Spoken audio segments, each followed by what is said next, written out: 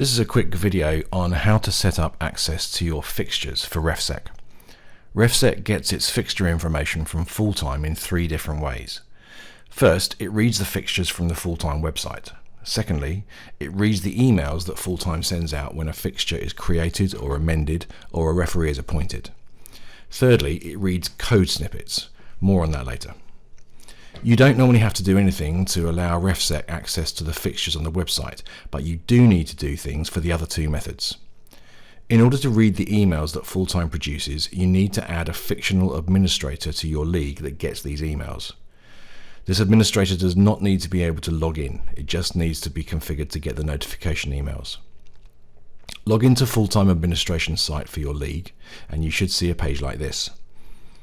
First, you need to check that you've got notifications set up. So go to Email, Notifications. Check that email notifications are enabled.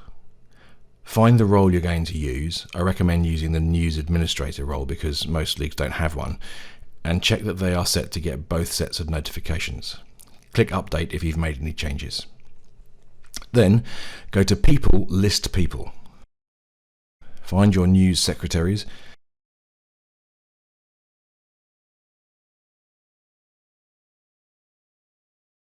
And click Create New. Enter the details of your fictional administrator. Doesn't really matter what name or date of birth you use. What does matter is the email address. You should take the first part of your Refsec hostname and add @refsec.org. So, for example, if you log into afc.refsec.org, then that email address should be afc@refsec.org. If you're not sure, get in touch and I'll confirm it for you. Tick the box next to News Secretary or whichever role you prefer. You can leave the optional details blank, scroll to the bottom and click Create. Next, you need to send a verification email to the new administrator. No notifications will be sent until that's done. So go to Email, Email Address Verification, select the News Secretary, find the new admin,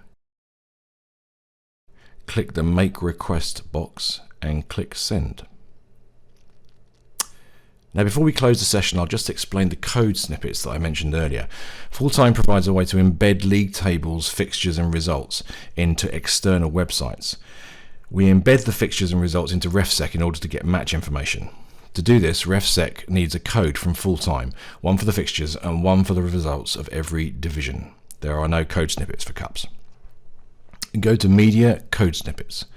Select a division and then either recent results or upcoming fixtures.